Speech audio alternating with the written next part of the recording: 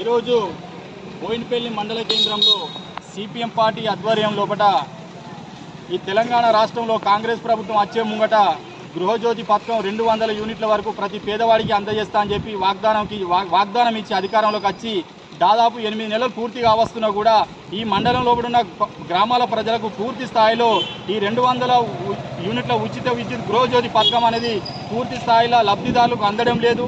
ఇప్పటికైనా ఈ ప్రభుత్వం చొరవ తీసుకొని గ్రామాల లోపల క్షేత్రస్థాయిలో పరిశీలన చేసి అధికారులకు ఆదేశాలు జారీ చేసి ఖచ్చితంగా పేదవారికి 200 యూనిట్లు గృహజ్యోతి పథకం వర్తింపజేయాలని చెప్పి సందర్భంగా మండల సిపిఎం పార్టీ పక్షాన డిమాండ్ చేయడం జరుగుతుంది. ఇప్పటికీ ఎందుకంటే మీరు ఇచ్చిన వాగ్దానమే కాబట్టి ఆ వాగ్దానం పూర్తి స్థాయిలో పేదలకు అందడం లేదు కాబట్టి పేదవాళ్ళు ప్రతి నెల బిల్లులు కట్టే పరిస్థితి ఏర్పడుతుంది. కాబట్టి ఖచ్చితంగా ఆ దిశగా ఈ కాంగ్రెస్ ప్రభుత్వం కార్యాలయాల అధికారులకు ఆదేశాలు ఇచ్చి ఇప్పటికైనా వచ్చే నెల నుంచి అందరికీ వర్తింపజేసే విధంగా ఈ ప్రభుత్వం ప్రయత్నాలు చేయాలని చెప్పి సందర్భంగా మరొకసారి సిపిఎం పార్టీ పక్షాన ఈ ప్రభుత్వాన్ని డిమాండ్ చేయడం జరుగుతుంది.